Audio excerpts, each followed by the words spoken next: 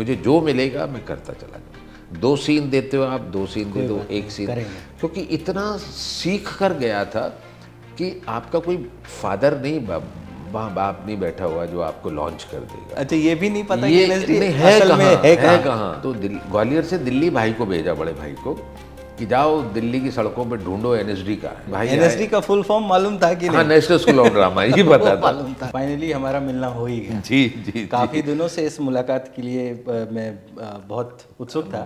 मेरे ख्याल शायद हम फोन 1.5-2 पर तुम्हारी साल। बात लगातार जी हो ही जी रही थी, लेकिन आज आज फाइनली हम लोगों ने ये सेटअप में बैठ के आमने सामने फाइनली डिसाइड किया कि ये हमको करना है। जी जी। हालांकि तो हमारी बातचीत हुई है कई बार, मैं जानता भी हूँ, बट हमारे दर्शकों के लिए भी कि ये सब शुरू कैसे हुआ।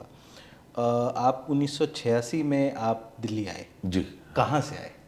मैं ग्वालियर से, ग्वालियर मध्य प्रदेश से। तो आप ग्वालियर मध्य प्रदेश उस बेल्ट से निकल के जी। एक्टिंग सीखने के लिए दिल्ली हाँ, आए, या क्या करने आए थे आप? नहीं, एक्टिंग डेफिनेट एनएसडी के लिए आया था मैं, क्योंकि मुझे बचपन से फिल्में देखने का शौक़ था, और फिर पता लगा कि सिनेमा के लिए आपको फॉर्मल ट्रेनिंग लेनी पड़ती है। वो FTI पूना है, तो एक सपना सजोने लगे, और छोटा ही था, 6ठी 7वीं में होंगे। सो 6ठी 7वीं में उस वक्त थे आप? हाँ, उस वक्त। तो मेरे ख्याल से कितनी उम्र रही होगी, 12-13 साल? 12-13 साल, बस 12-13 साल। तो फाइनली चलते चलते आगे पता लगा कि दिल्ली में नेशनल स्कूल ऑफ ड्रामा है। तो फिर फाइनली मैंने 8th स्टैंडर्ड में मैंने नाटक किया था, एक नाटक किया। तो यहाँ या नहीं, ग्वालियर में 8वीं क्लास में था जब मैं, तब मैंने ग्वालियर में एक नाटक किया, और लगा कि यार ये कुछ रास्ता वहीं जा रहा है सिनेमा की तरफ। सिनेमा से बहुत प्रभावित था एक्टर। 12-13 साल की उम्र में ऐसा क्या हुआ था कि सिनेमा से ऐसे ही प्रभावित हो गए आप? वो क्या है ना कि मैं इसके पीछे अपने घर वालों को क्रेडिट देता हूँ, क्योंकि मेरे फादर जो हैं वो राम कुमार भ्रमर, जिन्होंने बहुत बड़े साहित्यकार थे, वो ग्वालियर से थे, मेरे पिता के मित्र थे। मेरे पिताजी का रुझान साहित्यिक लोगों के साथ और शायरों के साथ ज़्यादा रहा है, जबकि वो एक नगर निगम डिपार्टमेंट में, एक सरकारी अर्ध सरकारी में नौकर थे। तो चूँकि साहित्य से और गाने का उनका बहुत शौक़ था, तो निदा फाजली भी उनके, तो राम कुमार भ्रमर, मम्मी भी गाती थी। तो एक तरीके से पूरा मतलब आर्टिस्टिकल घर का माहौल था। लेकिन अब उनके बाद उनकी औलादें क्या करेंगी तो पता ही नहीं था किसी को। सबसे बड़े भाई साहब है, उनको भी गाने का बहुत शौक़ था, एक्टिंग करने, लेकिन हो नहीं पाई चीज़ें उस वक्त, नहीं हो। और मैं घर का सबसे मुश्किल भी, आम मतलब मिडिल क्लास फैमिली के लिए आसान भी हाँ, आसान नहीं है। तो जब मैंने वो सपना देखा, जब मैं 6ठी 7वीं 8वीं में था, और 8वीं में मैंने नाटक किया अपने स्कूल के अंदर, तो लगा मैं जो सिनेमा देखता हूँ, जो छुप छुप के, मतलब BSF का जो कैंप लगता है, जो आर्मी वाले होते हैं उनको रिफ्लेक्टर के माध्यम, आधी ऑडियंस इधर, आधी उनके लिए सैटरडे संडे फिल्में दिखाई जाती थी ओपन में रात को। तो हम चुपके से जाके देखा करते थे। उपकार एक फिल्म आती थी, देख जो थी। तो इस तरीके से देखते देखते वो उनके प्रति, सिनेमा के प्रति प्यार जागा। और जैसे जैसे थोड़े से बड़े हुए, 11वीं 10वीं 11वीं में आके खोजना शुरू किया कि ग्वालियर में थिएटर कहाँ हो रहा है। तो उस कला विथिका या कला समूह करके एक ग्रुप था, उन लोगों से पता किया कि सर मैं FTI पूना जाना चाहता हूँ, नाटक कैसे करूँ, मैं जुड़ूँ। उन्होंने कहा आ जाइए नाटक। फिर पता लगा पीयूष मिश्रा और रवि उपाध्याय ये NSD में हैं, और NSD दिल्ली में है। वहाँ से तो राज बब्बर, ओमपुरी, सारे लोग निकले हुए। तो फिर मदर फादर को कहा कि मैं सर पूना कैंसिल, मुझे आप दिल्ली भेज दो, NSD वहाँ है तो वहाँ। तो वो तैयार हो गए इस बात के लिए? हाँ, तैयार हो गए थे। उन्होंने कहा कि ठीक है आप देख लो। वो तैयार इसलिए भी हुए थे, सरकारी नौकरी वाला मामला रहा होगा घर में। हाँ बिल्कुल बिल्कुल। मतलब पिताजी ने ये ज़्यादा जोर नहीं, मम्मी की तो खैर चलती नहीं थी, चलती थी बट इतनी नहीं। पिताजी ने कहा कि ठीक है अपना रास्ता खुद देखो, अगर आपको लगता है। दिल्ली के लिए फादर इसलिए मतलब कंफर्टेबल थे क्योंकि मेरी मौसियाँ यहाँ थी, और मेरी सिस्टर भी यहाँ थी। तो रहने का एक ठौर ठिकाना था। हाँ, कि मामा भी यहाँ थे, कि बच्चे की निगरानी होती रहेगी, और जो ये करना चाहता है, जिस रास्ते पे चलना चाहता है, चलने देते हैं। तो इस तरीके से पूना में कोई था नहीं, तो उसके लिए वक्त लग रहा था, और हमें उसके नॉर्म्स भी नहीं बताते। अब तो गूगल सब आ गया, 1 सेकंड में आप पता कर लीजिए कि ग्रेजुएशन चाहिए कि नहीं चाहिए, कि 12th में हो जाएगा। मैंने तो 8वीं में ही सपना देख लिया था। तो बताइए कैसे संभव होगा? कैसे संभव होगा? है ना, कि मेरे को तो मन करता था मैं 8वीं में हूँ, मुझे पूना में भेज दो, मैं FTI चला जाता हूँ। ये भी नहीं पता था कि ग्रेजुएट होना ज़रूरी है उसके हाँ, लिए। कुछ नहीं मालूम, बस पागलपन था वो। खैर बहरहाल जैसे ही मैं कॉलेज में आया 12वीं में, तो वहाँ नाटक किए मैंने 2 ग्वालियर में रह के, और थोड़ा ढाढ़स बन गया था कि पीयूष मिश्रा और रवि उपाध्याय भी चूँकि आसपास, मेरे घर के आसपास के ही थे, तो उनके घर भी जाना हुआ, और इस तरीके से मैं दिल्ली चला आया NSD करने के लिए। और पढ़ाई लिखाई? मैं कॉलेज में आया था, कॉलेज में फर्स्ट ईयर में आने के बाद में मैं ग्वालियर में फ़ेल हो गया था, क्योंकि समझ कुछ आ नहीं रहा था, पढ़ाई में मन था नहीं। तो फिर मैंने कहा कॉरेस्पॉन्डेंस कर लेते, BA कर लेते। BCom में था, तो BCom ये आसान है हाँ, उससे। ये थोड़ा आसान है, एक कलाकार लोग यही करते यही हैं, ठीक है। यही करते हैं, हिंदी बैंड चलता है।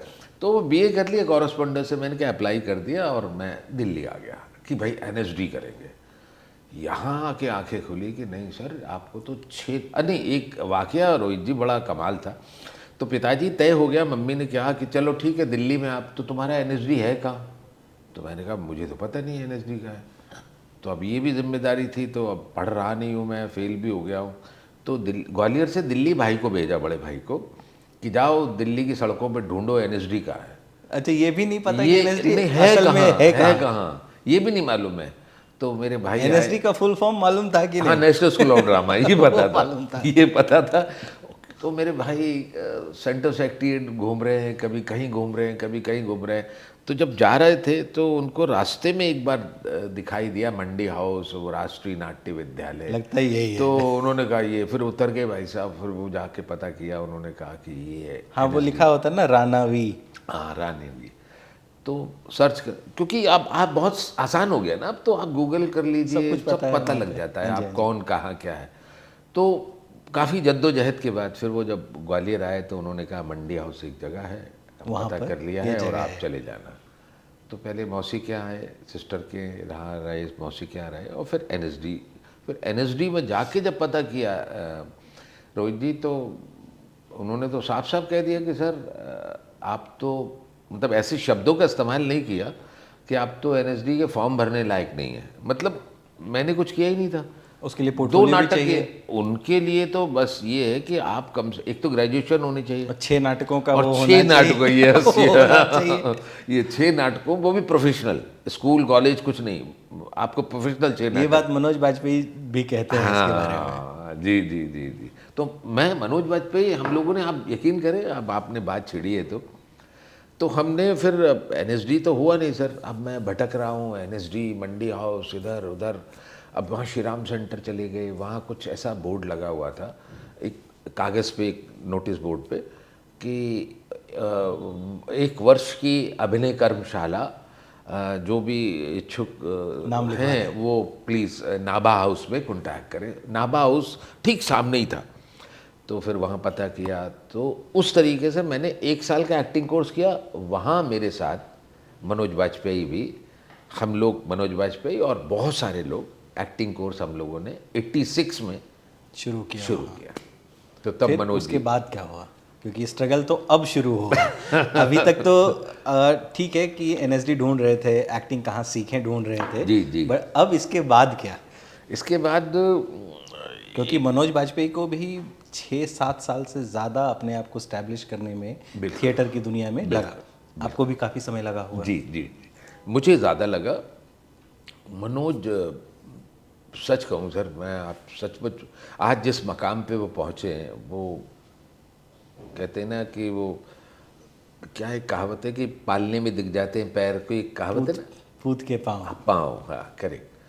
तो मनोज जी, जितने भी हम लोग हैं, मनोज उन सबसे ना एक अलग दिखते थे, और बहुत जुनूनी व्यक्ति थे, और मतलब उनका फोकस बहुत क्लियर था।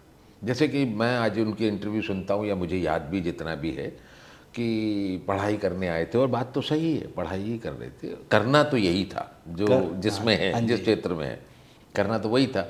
तो मतलब फोकस क्लियर था। अब फोकस तो हमारा भी क्लियर था कि हमें तो NSD करना था, तो NSD करना है, सिनेमा में जाना है। तो बहरहाल, तो हमने नाटक भी नहीं किए हुए थे। मनोज ने यहाँ कॉलेज में भी, अपने दिल्ली में कॉलेज में नाटक भी किए। गोल उनका बहुत डिसाइडेड था, फोकस क्लियर था, पैशनेट थे, जुनूनी थे। तो 1 साल की वर्कशॉप जब हम कर रहे थे तो 3 नाटक कराए गए हमारे साथ। तो मैं तो काउंटिंग देख रहा था कि मेरे जीवन में 3 नाटक जुड़ गए। तो फिर हमारे को संभव, हमारा ग्रुप था, तो संभव के में बड़े बड़े दिग्गज लोग थे। आज मतलब वीरेंद्र सक्सेना, आशीष भी वहीं थे, गजराज मनोज हो बाबा, गए। सीमा भार्गव, सीमा जी बाबा, जी। तो ये सारे लोग हमारे ग्रुप के ही थे, संभव के सीनियर लोग थे। और मज़ेदार था, मतलब फिर हम लोग उनके साथ काम करते थे, कई बैक स्टेज में करते थे।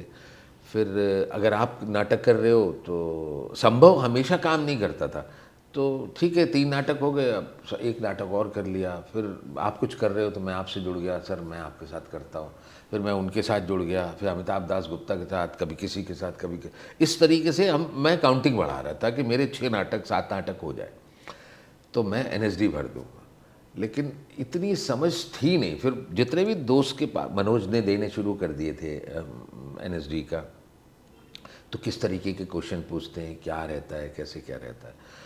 और उस दौर में बस ये प्रोसेस चलता रहा और थिएटर में मज़ा आता रहा। अब सबसे बड़ी बात है कि सर्वाइवल और टेलीविज़न अब ठीक ठाक दूरदर्शन आ काम गया कर रहा था। था, अब अच्छा खासा काम कर रहा था। अब 1 साल का कोर्स भी हो गया और मम्मी पापा इस आशा में थे कि अब बेटा कुछ कमाएगा। हाँ कुछ। तो मैं जाया करता था तो घर, तो क्या हुआ तुम्हारा 1 साल का एक्टिंग कोर्स भी हो गया और दूसरा साल भी निकल गया, तीसरा साल भी तुम्हारा एनएसडी कह रहे थे, क्या हुआ उसका? तो मैंने कहा नहीं, मैं उसी में अभी लग नहीं रहा कि मैं एनएसडी का भरूँ, एक ही बार भरूँगा जब हो जाए तैयार ऐसा। हो जाऊँ हाँ, बस।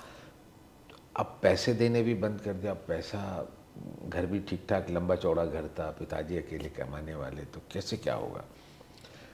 तो फिर मैं काफ़ी कुछ छोटी छोटी चीज़ें मैंने की। मेडिकल स्टोर के बाहर खड़ा हो जाया करता था, वो फॉर्म भरना, कोई कस्टमर आया, कुछ एडवर्टाइजिंग कंपनियां थी तो उसके साथ जुड़ गया कि रात में होर्डिंग्स लगाने, कि दिल्ली में बैन थे, आप दिन में नहीं ट्रक लगा नहीं जा सकते थे। सकता, तो लेबर को लेकर रात में होर्डिंग्स लगवाइए आप। वो एक काम किया। कुछ वो काम छूटा तो बीच में सिगरेट कंपनियों के जो सेल्समैन होते हैं उनकी साइकिल के पीछे पीछे उनके साथ पूरी मार्केट को सुपरवाइज करना। शर्त यही थी कि मुझे 4 बजे से पहले पहले छोड़ दो, 3:30 बजे। मैं सुबह काम करने के लिए तैयार हूँ, जो 10 बजे काम शुरू होता है मैं 7 बजे आ जाऊँगा, लेकिन 3:30 बजे से हमारी रिहर्सल होती है। तो हर बार हर आदमी कहते हैं कौन सी रिहर्सल, काय की, क्या मतलब? मैंने कहा नाटक करता हूँ। हाँ तो फिर? तो मैंने कहा नाटक तो फिर मतलब नाटक, इसमें करते क्या हो? हाँ तो करते क्या हो? नाटक तो ठीक, करते क्या हो? तो मैंने कहा वो सर ऐसे ही है हमारा, तो आप छोड़ देंगे तो सर मैं पहले आ जाऊँगा। तो जिन जिन को सूट किया उन लोगों ने कहा कि ठीक है चलो, एक लड़का अभिनय में जाना चाहता है, तो उन्होंने भी मेरे साथ काफ़ी सहयोग दिया। सिगरेट कंपनी के जो मेरे बॉस थे उन्होंने मुझे बहुत कोऑपरेट किया। उन्होंने कहा कि मैं आपके साथ हूँ, आपके हिसाब से ही प्लान किया जाएगा, गो अहेड जाइए। और आज भी मेरे बॉस से बात होती है, वो बड़े खुश होते हैं कि आप, तेरा वो जो जुनून था वो उस टाइम दिख रहा था। आज तो वर्क ये 88-89 तक तो ये ऐसा चल रहा होगा। 88-89, हाँ। उसके हाँ बाद? हाँ, यस, हाँ। बड़ी इंपॉर्टेंट बात है कि फिर पिताजी वो कहने लगे कि अब क्या है, उनको अब क्या जवाब दो। तो टेलीविज़न ठीक ठाक काम कर रहा था, तो उनका आशय यही था मम्मी का कि अब टीवी में दिखो। हाँ मतलब कुछ कर रहे हो तो दिखो। हाँ तो दिखो ना, फिर अब हो गया है तुम्हारा, तो अब दिखो, एनएसडी कर नहीं रहे, लग जैसे नहीं रहा। पत्रकारों से लोग कहते हैं कि टीवी पे तो दिखते नहीं तो।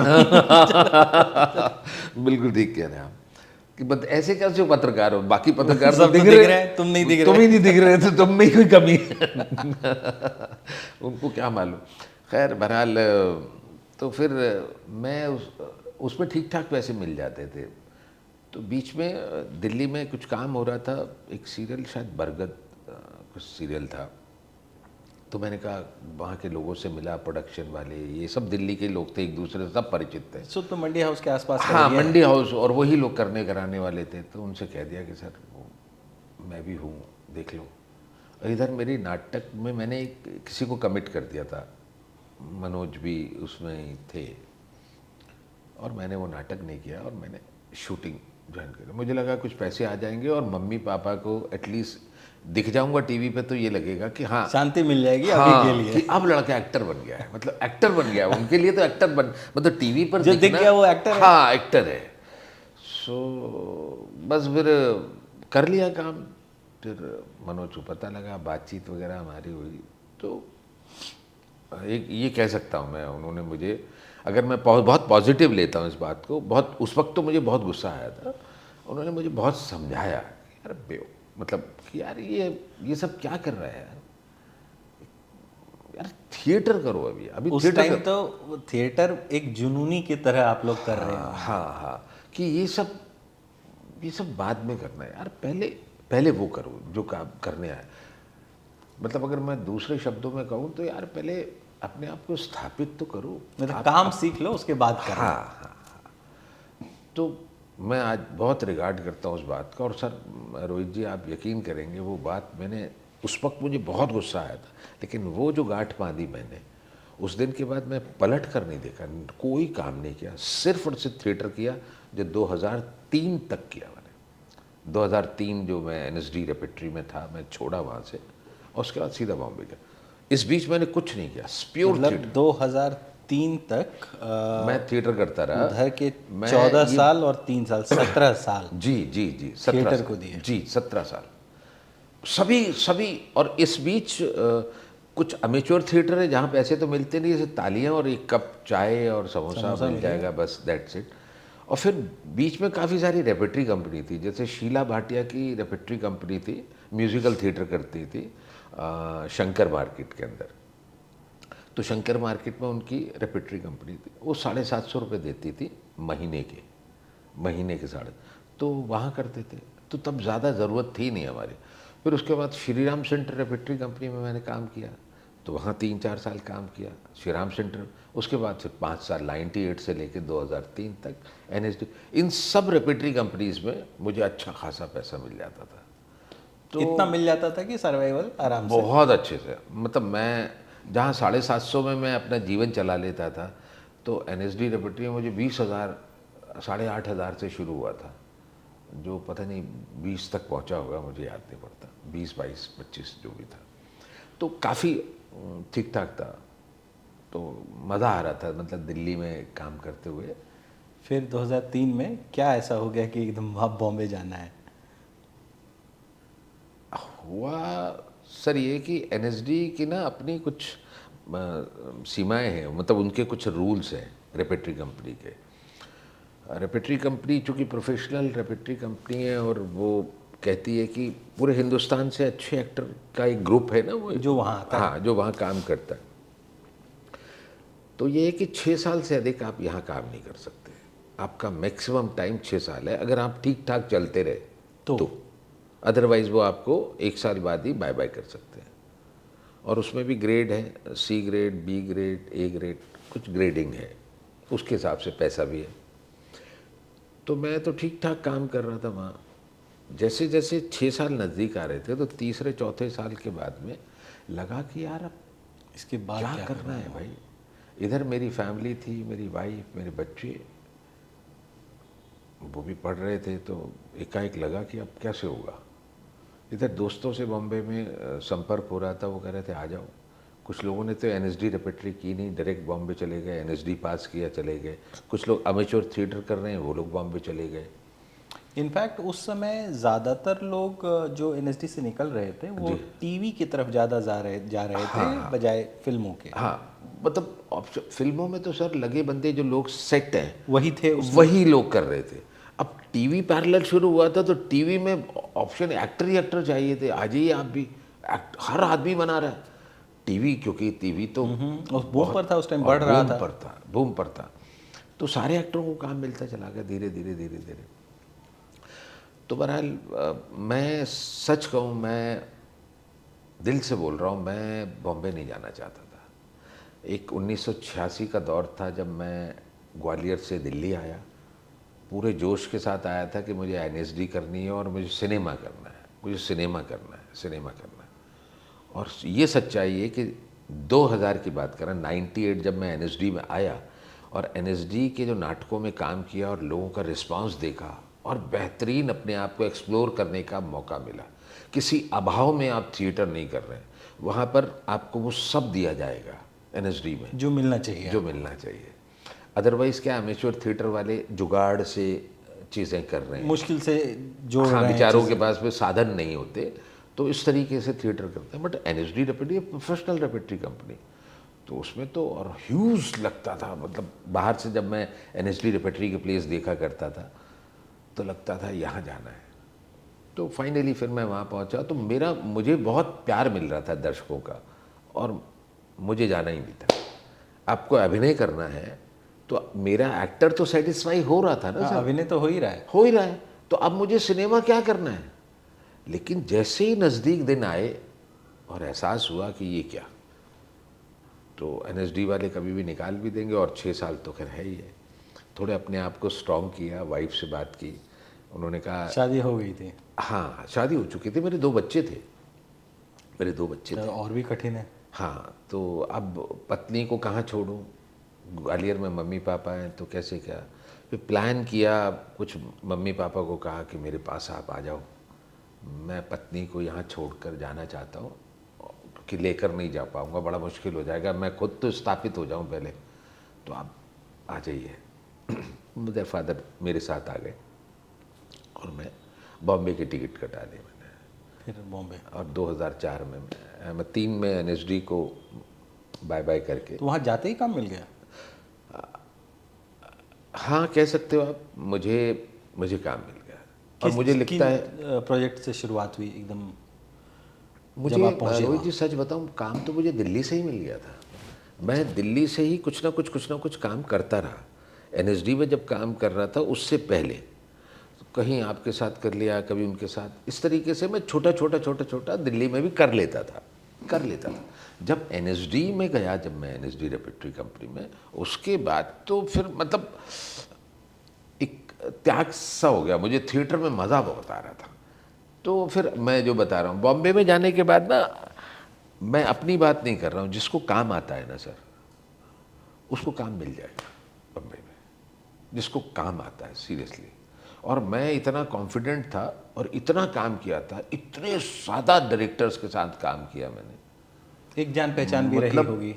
हाँ, बहुत सारे दोस्त तो मतलब वहाँ थे ही, और इतने सारे दोस्त जो थे वो डायरेक्टर हो गए थे, कुछ एडीज थे।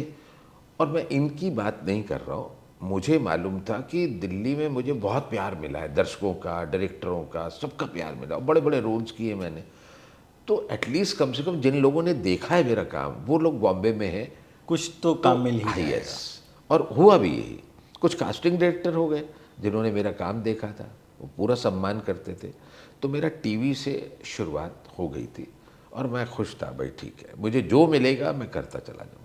2 सीन देते हो आप, 2 सीन दे दो, 1 सीन, क्योंकि इतना सीख कर गया था कि आपका कोई फादर नहीं, बाप नहीं बैठा हुआ जो आपको लॉन्च कर देगा। तो और ना आप इस ऐसे फैमिली बैकग्राउंड से आ रहे हैं, तो आपको तो धीरे धीरे अपने आप को स्थापित करना पड़ेगा, जैसे थिएटर में किया, छोटे छोटे रोलों से बढ़ते बढ़ते, और इसी तरीके से बॉम्बे में। फिर वो कौन सा रोल वो आया जिसके होने के बाद लगा कि अब लोग मुझे पहचानने लगे? Crime petrol. क्राइम पेट्रोल तो है। सर, ये जब क्राइम पेट्रोल की कहानी कैसे शुरू हुई? अरे सर, ये बात है 2010 की। यस, 2010। आज भी इतना बड़ा बॉडी ऑफ वर्क है, लेकिन पहली चीज़ जो लोग बोलते हैं वो है क्राइम पेट्रोल। यस, मतलब काम बहुत किया, सिनेमा भी किया 2004 से लेके यहाँ तक। लेकिन क्राइम पेट्रोल चूँकि था तो टेलीविज़न ही, और टेलीविज़न मैं नहीं करना चाह रहा था। टेलीविज़न कर रहा था सिर्फ ऐसे कि चलो घर चलता, हाँ घर चलता रहे, छोटा छोटा, करना सिनेमा ही है। अब टेलीविज़न भी कर रहे हो आप, सिनेमा भी कर रहे हो, 1 सीन, आधा सीन, 2 सीन रजिस्टर नहीं हो रहे, कई बार कट गया, तो ये सब चल रहा है। टेलीविज़न को बार बार देखा जाता है, बारंबार देखा जाता है, तो आप हिट होते चले जाते हैं, रिपीट वैल्यू है उसकी। यस। और दूसरा, क्राइम पेट्रोल के साथ ये बात थी कि वो स्पेशली बोला जाता है, इट्स अ ट्रू स्टोरी। तो आधी से ज़्यादा ऑडियंस तो आपके साथ तो वैसे सच में रहती थी ट्रू स्टोरी हाँ, या सिर्फ हमको बताया जाता था कि ट्रू स्टोरी? ट्रू स्टोरी थी, true story. Based on true हाँ, story, based on true story. क्योंकि नाटकीय रूपांतरण तो वो है ही। Yes yes yes. तो वो ट्रू स्टोरी थी और आधी से ज़्यादा ऑडियंस तो इस लगाव हो जाता था कि यार सच्ची घटना है, जो पुलिस ने केस सॉल्व कर दिए हैं उनका ड्रामेटाइजेशन है। तो बहुत सारी हम न्यूज़ में अखबार में खबरें आती हैं तो हम नहीं पढ़ पाते हैं, न्यूज़ पे भी आई, टीवी पे भी आई, नहीं देख पाए। तो ये तो कुछ ऐसी घटनाएं हैं, तो चलिए आइए देखते हैं। और थोड़ी सी अवेयरनेस भी, अवेयरनेस के लिए तो था ही। तो अगर इसको पॉजिटिव तरीके से देखा जाएगा तो ऑडियंस को अवेयर करने के लिए ही था कि आप अवेयर रहें, ऐसी गलतियां ना करें आप। और टीवी पर उस वक्त इस तरह के कॉन्सेप्ट का वो पहला शो था। हाँ, इस तरीके का, हाँ, क्योंकि जिसमें true police story, true story, true story, क्योंकि सीआईडी आया करता था, वो CID क्रिएट था, की। साजिश और एक दो और शोज थे, लेकिन अपने आप में पूरी तरह से ये पहला शो था। पहला शो था, तो वो तो सारी क्रिएट हो रही थी, लिखी जा रही थी, तो उसमें बिलीव कम हो रहा था, और ये तो बिलीव वाली बात ही है।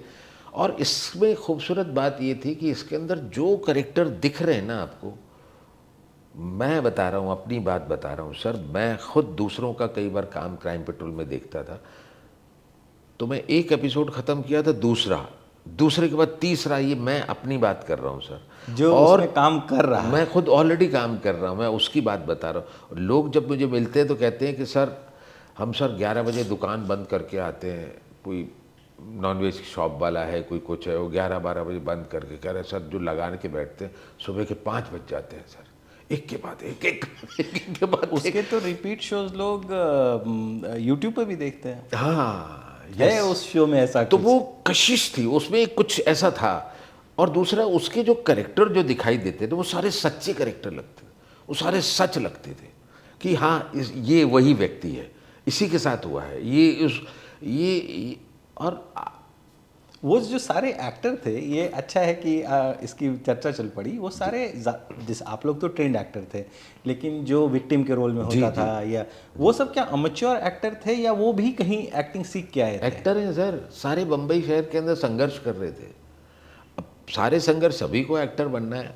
अब वही वाली बात है ना कि अब अच्छा एक तरफ, हाँ यस, ये बड़ी अच्छी बात थी, बहुत सारे इस तरीके के एक्टर्स को काम मिला क्राइम पेट्रोल से, क्योंकि एक दौर वो भी चल रहा था जब मतलब स्मार्ट, लंबे चौड़े, सिर्फ वही वो एक्टर एक बन दौर, सकते हाँ, और टेलीविज़न पे जो चल रहे गोरे चिट्टे वो सब, अब इस तरीके के जो लोग हैं, मतलब जिनका कलर थोड़ा सा ऐसा ही है, जो सामान्य ठीक नहीं, भारतीयों की तरह दिखते हैं। सामान्य, जो सामान्य व्यक्ति है उसको कहे कि सामने व्यक्ति कहे कि सर मैं एक्टर हूँ, तो उसको ये ऊपर से नीचे तक देख रहे हैं, ठीक है चलो फोटो दे जाओ फोटो छोड़ जाओ।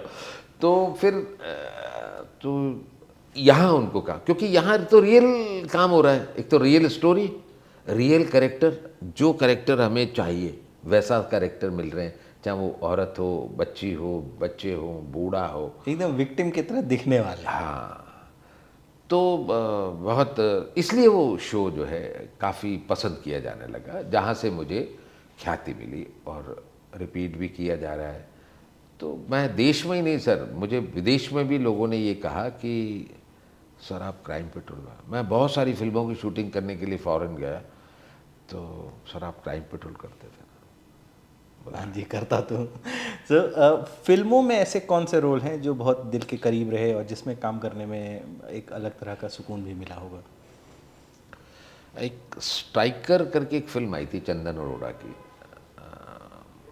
चंदन अरोड़ा का भी एक शो भी आया है हाँ थोड़े दिनों पहले। हाँ, और स्ट्राइकर एक्चुअली एक बहुत अच्छी फिल्म है, वो उसका चलना नहीं चलना एक दूसरी बात है, बट स्ट्राइकर एक अच्छी फिल्म है। अच्छी फिल्म है, क्रिटिकली विशाल भारद्वाज ने प्रोड्यूस की थी आई गेस, ये याद नहीं आ रहा मुझे। और सिद्धार्थ सिद्धार्थ उसमें थे। करेक्ट, एक अच्छी फिल्म है, मैंने Yes. तब देखी थी जब वो रिलीज यस हुई थी। तो सिद्धार्थ जो बचपन में उसका जो बचपन दिखाया था, तो वो कैरम के ऊपर बेस्ड है, कैरम का जो वो भी ट्रू स्टोरी के आप ऊपर उसमें है। वो आदमी होते उसके हैं जो उसको लाता है उस गेम Yes, के yes. अंदर। तो वो बचपन से ही सिद्धार्थ देख रहा होता है, कैरम का जो मास्टर बोला करते थे, कैरम का जो बॉस होता था ना, तो मैं हर जगह के, मतलब वहाँ जुआ चलता था, मतलब बड़े बड़े जो मास्टर धीरे धीरे विलेन में बदल जाता है। हाँ नहीं नहीं नहीं नहीं, वो गायब हो जाता है, वो व्यक्ति बीच बर्बाद हो जाता है। हाँ। वो व्यक्ति बहुत बड़ा उसका नाम था, और एकाएक सिद्धार्थ को शर्त रखी गई थी कुछ ऐसी कि आप कैरम में अगर उसको बीट कर दोगे तो कुछ हो जाएगा। कुछ हाँ, हम आपको मुझे वो छोड़ देंगे, कुछ ऐसा था। तो अब वो कैरम सीखने के लिए उस्ताद को ढूंढ रहा है, मास्टर को ढूंढ रहा है। तो वो तब मुझे ढूंढ रहा है और मुझे पूरी बम्बई में ढूंढ रहा है। मैं जिस जिस टिपिकल अड्डों पे हुआ करता था वहाँ हो ही नहीं। एक बहुत ढूंढने के बाद एक अड्डे पे मैं उसको मिलता हूँ, वहाँ शराब में अपने आप को बर्बाद कर रखा है मैंने। मतलब बीवी छोड़ गई, सब कुछ छोड़ गया, और मैं शराब और कैरम का एक छोटा सा लेके और वहाँ बैठा हुआ, वहाँ वो मुझे पकड़ता है।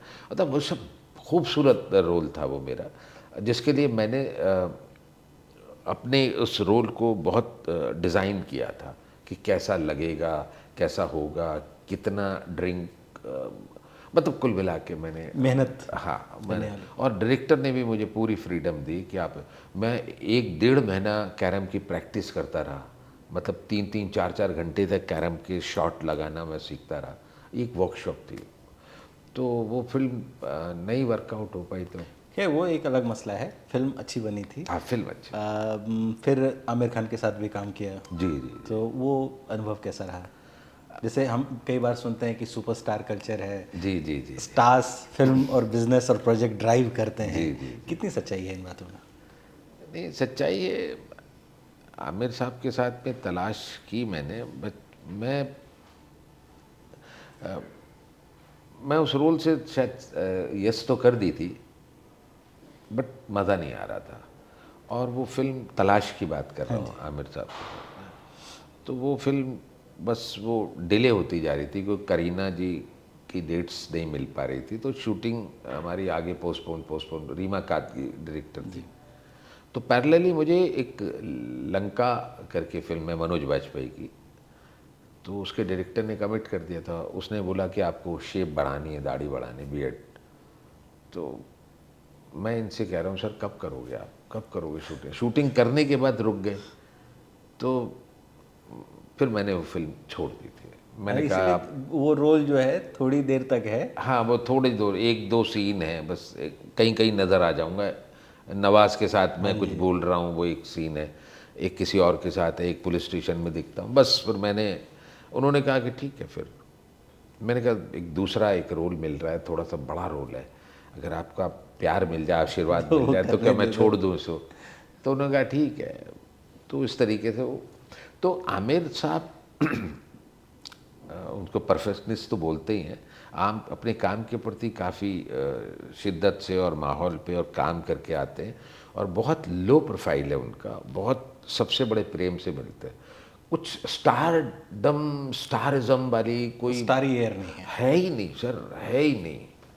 आप यकीन नहीं करेंगे, अगर आप कहोगे नीचे से मेरे लिए पान ले आओ, तो वो जाके पान, मतलब कोई इतने बोलेगा सरल व्यक्ति है, मतलब बोलेगा नहीं, मतलब खुद ही चले जाएंगे। मतलब अपने लिए अगर उनको लाना है तो चले जाएंगे। मतलब ऐसा मुझे लगता है उनके पूरे व्यक्तित्व को देखकर। वहाँ से होते होते अभी आप एक फिल्म आ रही है छोरी 2, सेकंड पार्ट है। अब मेन विलेन के किरदार तक आप आ गए।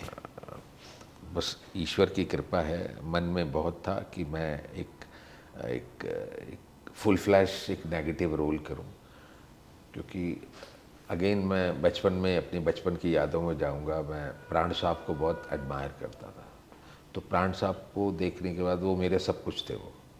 और फिर प्राण साहब के बाद में फिर जितने भी हमारे सिनेमा पे विलन एक से एक आए, सदाशिव अमरापुरकर, हालांकि विलेंस जितने भी हैं उनके लेगेसी में जो वॉइस की बात जी, होती है, जी।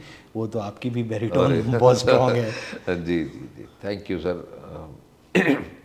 जब कमर्शियल सिनेमा काफ़ी अपनी पीक पे था, तो बहुत सारे लोग ऐसे ही बोल दिया करते थे। मैं आपके इस चैनल पे बोल देता हूँ। तो जब अमरीश जी नहीं रहे, तो उन्होंने कहा नेक्स्ट अमरीश जी, कुलदीप जी आप होंगे, आपकी आवाज़ बड़ी अच्छी है, दमदार है, बिल्ड है, बॉडी है। लेकिन उस तरीके का सिनेमा फिर धीरे धीरे फेज आउट हो गया। हाँ, क्योंकि वो अब रियल विलन वाला मामला खत्म हाँ हो गया। वो ख़त्म हो गया। अब कोई भी विलन है और रियल हीरो ही विलन है। हाँ। तो वो ऐसा कुछ था भी नहीं। आवाज़ के साथ अब तो बस अब जो मिलता रहा, और अभी अब छोरी आ रही है, तो मैं चाहूँगा कि दर्शकों का उसे बहुत प्यार मिले। मेरी फुल फ्लैश एक ठीक ठाक नेगेटिव भूमिका है उस फिल्म में, बड़ी फिल्म है, तो काफ़ी समय के बाद आ रही है, तो उसको लोग देखें। मेरी एक पंजाबी व्यक्ति का सफ़र जी जो ग्वालियर से शुरू हुआ, दिल्ली आया, दिल्ली से बॉम्बे, और अब इस मुकाम पर जी है। तो जैसे बहुत सारे लोग जो भी ये देखेंगे उसमें से बहुत सारे एस्पायरिंग एक्टर्स भी होंगे। जी ठीक है, आपकी जर्नी अब लंबी हो गई है, इतने साल हो गए, बट ये आसान साल तो नहीं रहे। आसान तो तो नहीं है। इसके लिए अगर उनको आज जो एनएसडी जाना चाहते हैं या एफटीआई जाना चाहते हैं, या जिस उम्र में आपने एक्टिंग की सोची, उस उम्र में जो भी सोच रहे होंगे जो बच्चे 12-13 साल की उम्र में, उनको किन चीज़ों के लिए प्रिपेयर्ड रहना चाहिए? अगर फिल्मों में मुकाम बनाना है तो अंदर से मजबूत तो होना ही पड़ेगा, लेकिन बाकी और कौन से स्किल्स चाहिए? मैं कल ही रात एक कोई थे सज्जन, उन्होंने वाया मुझे कहा कि फलां हैं, प्लीज़ आप उनसे सुन लीजिए, मेरे भाई है, उनका बेटा है, मुंबई में ही रहता है सर, 7वीं क्लास में पढ़ता है सर, पढ़ाई में मन नहीं लगता सर, उसको मार्गदर्शन दे दो। तो वो 7वीं मैंने अपनी लाइफ जोड़ी, कल रात की बात है। तो मैंने उनको यही कहा कि, और जो मैं सभी लोगों को कहना चाहता हूँ, सपने देखो, सपने सजो, लेकिन उस पर लगातार काम करते रहना पड़ेगा। पढ़ाई बहुत ज़रूरी है, चाहे वो एनएसडी हो या एफटीआई हो, आपको ग्रेजुएशन के बाद में ही दाखिला मिलेगा। तो सबसे मस्ट हो गया पढ़ाई, क्योंकि आजकल जितने भी लोग आ रहे हैं वो सारे के सारे, एक्टर की बात कर रहा हूँ, वो सारे स्मार्ट हैं, हर चीज़ को जानते हैं। आपको सोशल भी होना पड़ेगा, और साथ के साथ जब आपकी पढ़ाई होगी तो आपको वहाँ तक पहुँचने से पहले आपको पूरी क्लैरिटी हो जाएगी कि अभिनय है क्या। अभी तो नादानी है ना, बचपन है। आप थिएटर करो, आप वर्कशॉप करना शुरू करो, चिल्ड्रन वर्कशॉप होती है बहुत सारी जगह, पूरे हिंदुस्तान में होती है। समर वेकेशन कैंप होते हैं छुट्टियों में, मई जून के अंदर, पूरे हिंदुस्तान में कहीं ना कहीं हर जगह लगते ही हैं। आप 2 महीने के, 1-1.5 महीने के वर्कशॉप्स होते हैं, वो करिए आप। और फिर बाकी बच्चों के जो पढ़ाई के दौरान इवनिंग में टाइम थोड़ा सा ही मिलता है, 2-4 घंटे का, उसमें वो खेलेगा भी, थोड़ा सा नाटक किसी ग्रुप में ज्वाइन कर ले, काम करे। जैसे जैसे ग्रेजुअली बड़े होंगे वो क्लैरिटी हो चुकी होगी कि मुझे अभिनय करना भी है या नहीं करना है ना। मुझे हो सकता है आईएएस ही बनना हो, वो नादानी थी, या हो सकता है आपको आईएएस बनना हो तो 12th तक आते आते तो क्लैरिटी हो गई, नहीं सर एक्टर बनना है। बहुत सारे इंजीनियर आज सिनेमा हॉल में हम देखते हैं, डायरेक्टर बने हुए बहुत इंजीनियरिंग। तो खैर एनीवे, तो जो भी एक्टर मतलब ये तो बचपन वाले की बात कर दी आपने, मैं बड़ा जो सीख साख कर जा रहे हैं या सीधा मुंह उठाया, टिकट कटाया और बॉम्बे चले गए, तो मैं उनके लिए कहना चाहता हूँ कि हर आदमी को थिएटर करना बहुत ज़रूरी है, और सिंसियरिटी, पंक्चुअलिटी एंड डेडिकेशन, इन तीनों के साथ रहे, इसको मूल मंत्र बना ले अपना, और इस पे काम करते रहे, काम ज़रूर मिलेगा। एक्टिंग ही नहीं, किसी भी फील्ड में काम तो मिल जाएगा, और डेडिकेशन उस तरह का होना चाहिए। और काम करके बॉम्बे जाए, ऐसे बॉम्बे नहीं जाए, वरना बॉम्बे में आपको थोड़े दिन के बाद आपको एहसास होगा कि यार बहुत वक्त जाया कर दिया, बहुत वक्त जाया कर दिया। बहुत सारे लड़के आज कितने प्लेटफॉर्म पे हर एक्टर बोल रहा है कि सर काम करके आइए। आप बिलीव करोगे सर, मैं बॉम्बे में बहुत सारी जगह, बहुत सारे इंस्टीट्यूट्स में जाता हूँ, सारे लोग बिल्कुल बम्बई में आ चुके हैं, 1-1.5 साल काम कर लिया उन्होंने, देख लिया, धक्के खा लिए, बॉम्बे में अब एक्टिंग कोर्स ज्वाइन कर रहे हैं। ओहो, भरे पड़े हैं सर, भरे पड़े। अब इतने ज़्यादा एक्टिंग इंस्टीट्यूट बॉम्बे में शुरू हो गए, और सारे एक्टर सीख रहे हैं, सारी लड़कियां सीख रही हैं, क्योंकि उनको नहीं मिल रहा काम। ये फंडामेंटल मिस्टेक है जो नहीं करना चाहिए। इसको तो चिल्ला चिल्ला के, भाई आप अपने मम्मी पापा के साथ तो हो कम से कम, सही खाना तो मिल रहा है है ना। तो वहाँ जाके क्या मतलब अपना काम दिखाने, हुनर दिखाने से पहले ही हिम्मत न खत्म हो जाए। हाँ वही है। तो वहाँ जाके फिर वो एक्टिंग कोर्स कर रहे हैं, और जिम जाते हैं, थोड़ा खाना वाना खाया और शाम में एक्टिंग कोर्स चले गए, और थोड़ा सा ऑडिशन भी देते हैं। काश की एक्टिंग इतनी ही आसान होती। हाँ, ज़िंदगी इतनी आसान नहीं। सो कुलदीप जी, बहुत बहुत धन्यवाद, आप आए, समय निकाला हमारे लिए। Thank you. और मुझे उम्मीद है कि दर्शकों को भी ये बातचीत पसंद आई होगी। जी सो एक बार फिर से छोरी आपकी जो फिल्म आने वाली है उसके लिए बहुत बहुत शुभकामनाएं। जी, और हम उम्मीद करते हैं कि हम दोबारा मिलेंगे और फिर से लंबी ज़रूर बातचीत ज़रूर होगी। ज़रूर। थैंक यू, शुक्रिया रोहित जी, आपने मुझे बुलाया। एंड मैं अपने दर्शकों से कहना चाहता हूँ कि 11 अप्रैल को मेरी फिल्म छोरी आ रही है अमेज़ॉन प्राइम पे। उसको अपना पूरा प्यार दें, देखें, फिर कनेक्ट करते हैं अगली बार आपसे। Thank you, thank you.